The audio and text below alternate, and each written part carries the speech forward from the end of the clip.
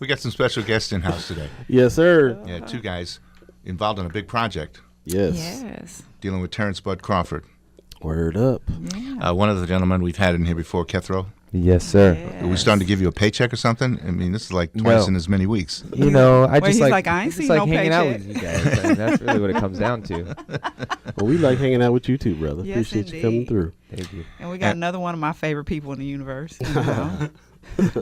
Miguel Cedillo is in the house. What's up, man? Good morning. Good Yeah. morning. How you doing? I'm not as charming as Keith, so I'm not going to be nearly as entertaining. Oh, lies. But I'm really happy to be here, man. It's cool to talk about this project a little more, and it was a really great experience. It happened very quickly, you know. Yeah. Yeah, That's he what's keeps up. pointing to your mic because you Because I'm too far away. Get up on uh-huh, it. and Yeah. they gave you the little kids chair. Yeah. See, I'm used to these longer shotgun mics, you know, where you get further away too. So. Yeah, so yeah. So tell us about the project, gentlemen. Yeah, man. Who wants to handle it? Miguel. Well, I guess it started very quickly because essentially Top Rank had been wanting to do something like this. Top Rank being the boxing. Top Rank Inc., the biggest boxing promoter on earth, and Bud Crawford was the fighter they really wanted to work with. So they preferred to hire a crew that Bud was familiar with, and that happened to be us. We've been working with B&B Boxing now since late 2015, helping them out with promoting their youth programs and all the fighters on in the B&B stable, not just Bud Crawford. And essentially, we had about half a week to get everything together, make the negotiations happen, and pack the truck full of stuff and get down to Colorado. Wow. And I ended up spending about 5 nights working in and out of the training camp, and teamed up with Top Rank's Christina Poncher, hands down best sports journalist I've ever worked with. Wow. As well as a Top Rank photographer named Mikey Williams, who's an incredible boxing photographer. Also shoots games at Dodger Stadium. Big LA Dodgers fan. And basically that transpired into a web series. And of course we had the Make Believe New Media team down there. We had some great assistance from Joe Turk with Intro Visuals, who did some of that really awesome aerial cinematography. And then we decided that we could not make this series without music and audio from our partners at Make Believe Studios and Kismet. And Kethro is half a Kismet. So it really worked out in our favor because we ended up making this project 100% with Omahans, and all the post happened in Omaha, Nebraska. Were you the producer of the project?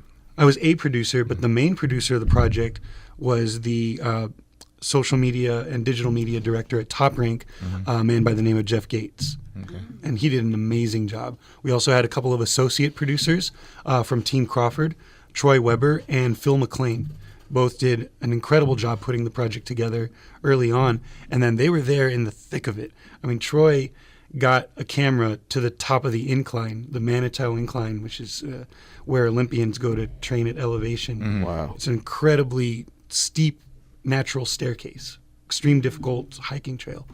And Troy, being a natural athlete, was up there interviewing people, at elevation. And Phil, Phil is kind of a magical person. He just makes things happen, and he makes it look very easy. He's just that type of person who gets it done. And he was an incredible producer. He had never produced a film project before, but he really did put it all together in the early stages and made sure everything went smoothly all the way through. When we see the credits, your name will say what? Miguel Cedillo as? My name will say directed, filmed, and edited by Miguel Cedillo. Terrific. Wow. Thank you. That's what I wanted to hear. It's, Yeah, come on, man. Give yourself the praise. I got to really give praise to our director of photography, Dan Thompson. Dan is the MVP of Make Believe, in my opinion. And even when Dan had to leave early to come back and edit what is currently our largest post-production project we've ever had, I was still trying to shoot in Dan's style. And that's why Dan is Wow. the director of photography of this project, because Dan determined so much of our lighting, our color schemes, and sort of our cinema style through the lens. So even after he left, I was looking at the things he had already done to try to make it consistent. So I got to really call out Dan Thompson, director of photography, because it would not have been the same without him.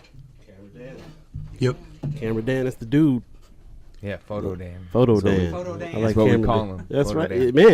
Dan. Man, that dude is really, he's been around a long time too, right? Yeah, and he's just really quiet, Yeah. so you don't really hear him much. You Right. see his work, but you don't hear him or know where he's at. But he's out there, and he's, I've majority of the projects I work on, he's involved in about 80% of the project. Yeah, I think I So- met him along with you guys at the same time, pretty much. Yeah, Yeah. definitely. You said you work on a lot of projects, Kethro. Had anyone ever approached you before about doing something along an athlete or boxing? No. I mean, your reaction was when you first got it was, God, what kind of music would I put to that? Yeah, it was really when you're trying to put together music for a particular series, especially with sports, you really have to think about the emotions that we're trying to convey with the film. And really it comes down to just not necessarily studying other sports films, but studying the athlete, studying Terrence himself. What is he into? What is his crew into? What do they listen to in their own time? So that really came, with asking a lot of questions to the, people in his team, Miguel and everybody, and just really getting a feel of what they enjoy. So when that way that is their sound. So when I try to create music, I wanted to come from what they're trying to express through their soul. What they listen to in the gym and stuff is what I want you to hear when you're viewing it in your home. What do they listen to in the gym? Yeah. I mean, Thank you. they love rap music. They Yeah. love modern music, and it really stems from, popular music even down to the underground. But it generally has this particular sound that is not necessarily aggressive, but just raw electronic, very technical, but also very repetitive. And is able to help them concentrate. They can just have it be in the background while they have this like churning, beat coming from an 808 machine, and somebody, repeating like the same chorus or something to you. It just kind of puts you in this mindset to where you're getting influenced by this sound. It's that's filling your environment. So Did you have to create any original music to apply to the score? Yeah, everything is original. Everything's original. Yeah, Tristan and I, Tristan Constanzo, who's the other half of Kismet, in the writing process, we made everything from scratch. So we just sat in a room full of synthesizers and beat machines, and we were like, let's make music that they would listen to in the gym. And we didn't leave for about 8 days and just went straight in. So It was a really intensive post-production. yeah. And what I love about the music is that it's kind of diverse across genres, and really in the gym they listen to all kinds of music. If the kids are around, it's probably some top 40. It's probably censored, right? If the kids aren't around, it'll be a lot of uncensored hip hop. But here's something that I found really interesting. We walked into the gym. It was a big sparring day for Bud. They put on Purple Rain. Wow. That's immediately what they put on. Paul perked up. Yeah. Well, as did I. Yep, and That's it what's perked me up. I was not expecting to hear that, and it's just such a calm, soothing song. And then here are these athletes getting ready to, go through a really intensive workout, very physical, combat sport. You wouldn't expect it with gladiators. No. That kind of music, yeah. Purple Rain. But they always in boxing you always hear coaches talking about keeping your composure, staying calm in there, and you see a lot of fighters before they get in the ring, they're zen, they're super calm. I think they're controlling their heart rate, they're maintaining their focus, they're thinking about little technical things that the coaches have been going over with them. So there is this really amazing calm that happens before the fight or the spar, and I think maybe the fighters channel some of that in their music choices as well. You sound like you have a background in working with athletes in the past. A little bit. Yeah, I grew up. You are an athlete, aren't you? That's a bold statement. Not a professional athlete. Not a professional athlete. Well, that having been said, I grew up playing a lot of sports, and I have an uncle who's a legendary coach in Texas. His name is Miguel Cedillo. He's one of the best coaches of young people that I know to exist. And I learned a lot about what it takes to be a serious athlete, because I had a lot of friends who excelled in those areas. And I find there are a lot of similarities between professional artists and professional athletes. You'll find that serious artists and athletes never leave their dojo, whatever that might be, the studio or the boxing ring. They are always working. They think about it at night. It gets them up early in the morning. When you say it's time to go to work, they know it's time to go to work no matter how tired they are, no matter what they might be going through, even though it might be the last thing on their mind to be creative or to be, at their physical peak, but they know they have to do it. It's their job.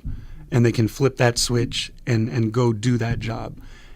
I think that's fascinating, and I see it. I see that intensity in a lot of artists I work with, and I see the same look in the eyes of these athletes, So to call me an athlete, very bold statement. I'm very, very average at sports, but I work really hard, and so that. well, you're an artist. Yeah. The flip side of that. Occasionally I got to start, you know what I mean? I did have some success in sports when I was young. Yep. All right. Hey, let's take a break here. We'll come back and discuss a little bit more about this project of yours, okay? Great. Right on. We'll take a quick break. We're listening to Mind and Soul 101.3 FM. We have Miguel Cedillo and Kethro in the house right now. We'll come back and continue the conversation in just a bit. Definitely want to talk to you about where we can see the project and what to expect. So we'll be right back. This is Mind and Soul 101.3 FM. It is 8:47 right now in Omaha, Nebraska. If you're keeping track of that sort of thing, stay tuned.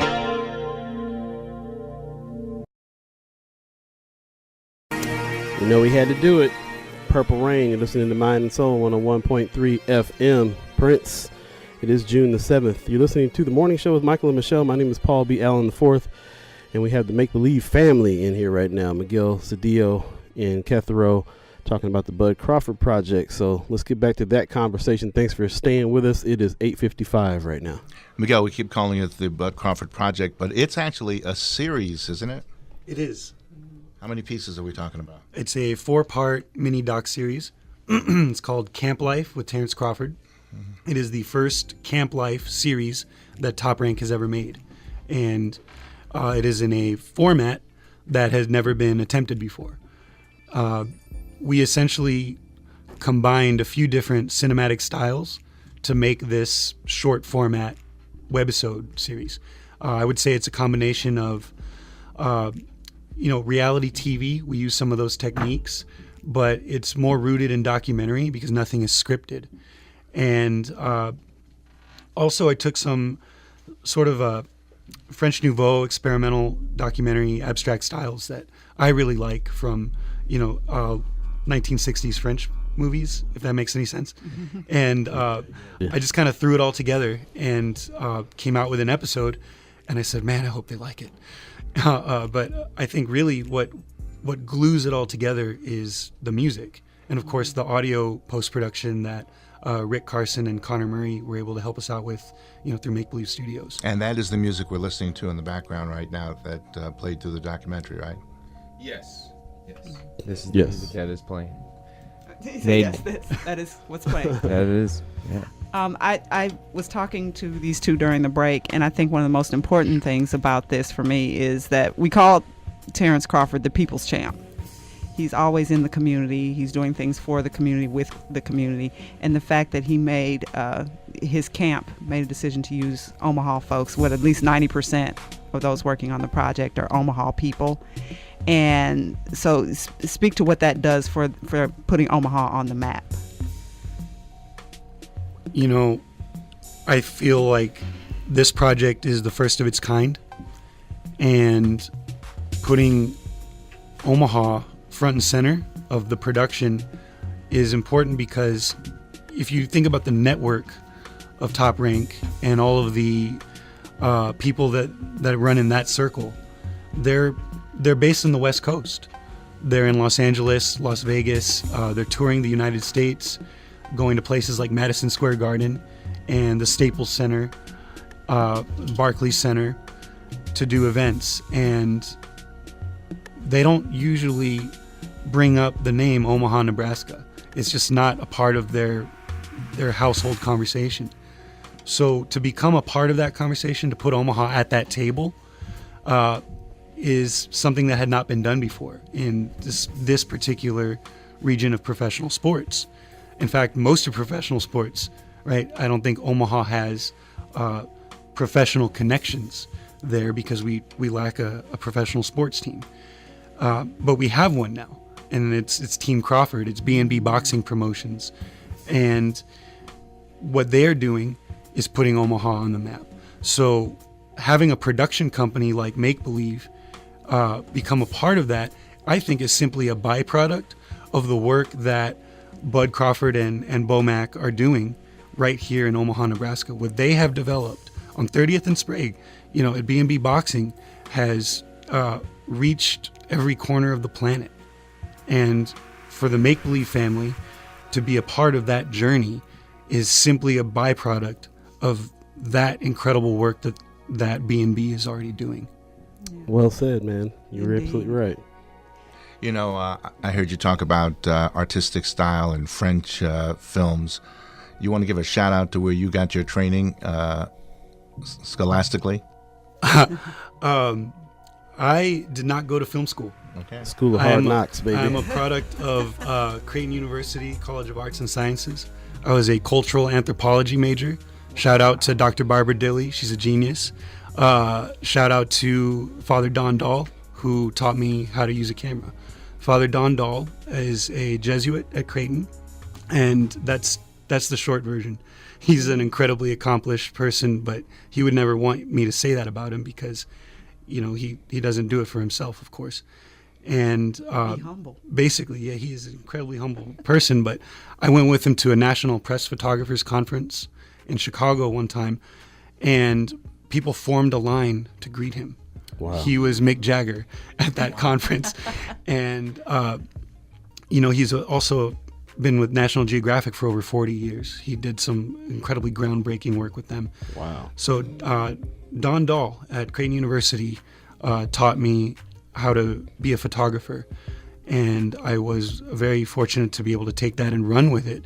I fell in love with movies as a teenager, but really after I learned some skills on the camera, I realized this is what I wanted to do. Richard Linklater, filmmaker out of Texas, tells the joke that he went to the Stanley Kubrick Film School, which means he picked up a camera and figured it out. Right. Stanley Kubrick started out as a photographer for Look magazine, and he would photograph lifestyle pieces and people showing up to movie premieres. Those were his assignments. And after a while, he just started doing motion photography. And if you look at a lot of his early black and white work, he has a lot of locked down, tripod shots, shot very much like a black and white still photographer would shoot. And he just let the action happen in the frame and started clipping stuff together and making movies. And so I feel like my experience in filmmaking has come from the necessity of doing it, because I decided early on that I wanted to make multimedia my career. So I've been able to be a filmmaker, also to develop a small company, and I still get to work with musicians. I started out making music as a kid, and I still sort of get to make music. So basically filmmaking is just the culmination of about 100 different things, and that's why I love it. Do you two gentlemen see future collaborations between the two of you? Yeah, I was just going to say, Miguel has pretty much directed or contributed or have done, him and Dan have done majority of the visual work that I have been involved with and that Make Believe has been involved with as far as the label is concerned. We have a record label. We represent a few artists in town, both Connie Franco, Black Johnny Quest, Snake Island, Sam Martin, the list goes on. Miguel and Dan have been there every step of the way in the visual aspect, down to promo content, but music videos, and he's actually helping me direct a short film that I'm working on for my next record. So we all operate and live under the same houses, and we need each other more than anything, you know. So Do we see this project opening doors outside of Omaha for you folks?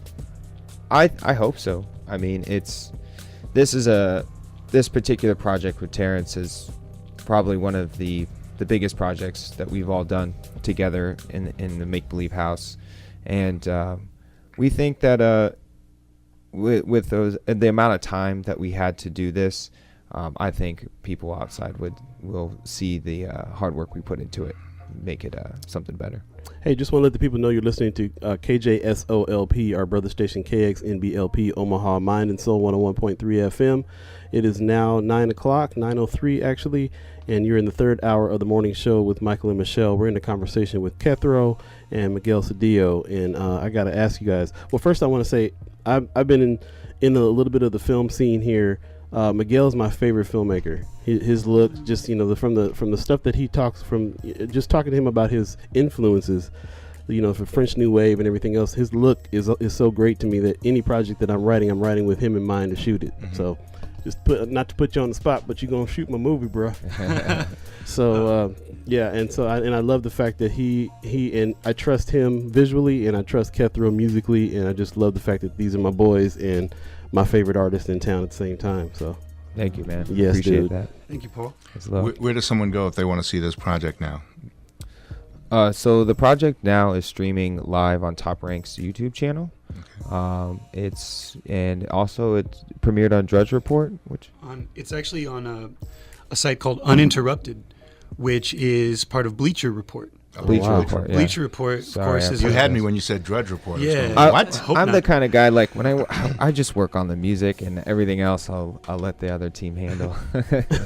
I'm so involved in like the bare bones of it. When it premieres and stuff, I have a hard time keeping up with all that stuff. So. Yeah. But yeah, Top Rank's YouTube channel is where you can view it. It's all up on there, all 4 parts. It's separated into 4 parts. Mm-hmm. Each episode's roughly in between 4 and 7 minutes. And yeah, you'll love it. It's a really great watch. I watched it all together. We should have made it one long movie. Now that when I watched it all together in its final cut, I was like, oh wow, this should have just been one whole movie. But I get it. The 4 parts is cool and all. It's That's it awesome, is what man. it is. We'll definitely put a link on our Facebook page for people to check it out then. Yes. Yep. Sounds good. Sounds good. Hey, gentlemen, thanks for coming in. Yeah, highly appreciate it. More great success to you down the road. Yeah, thank you. Thank you for having us. I can't wait to take a look at this. Yeah, and we have tons of other projects coming out this year. So just stay up with Make Believe Recordings, Studios, and Make Believe New Media. There's a lot of Make Believes out there. It's a Make Believe family, brother. Yeah, it's a pretty big family, and we're doing a lot of stuff. So just be on the lookout, and we're gonna surprise you. All right. We're gonna have you back to talk month. about it for sure. Yeah, we'll probably. I mean, at this rate, we can probably come back every 2 weeks. I like it. I like it. Make me believe, okay? Make me believe. All right. It's better than make believe, man. It's real now. Yeah. Yeah. Okay. It's real now. I'm a believer. I love it. Thank you, guys. Thank you.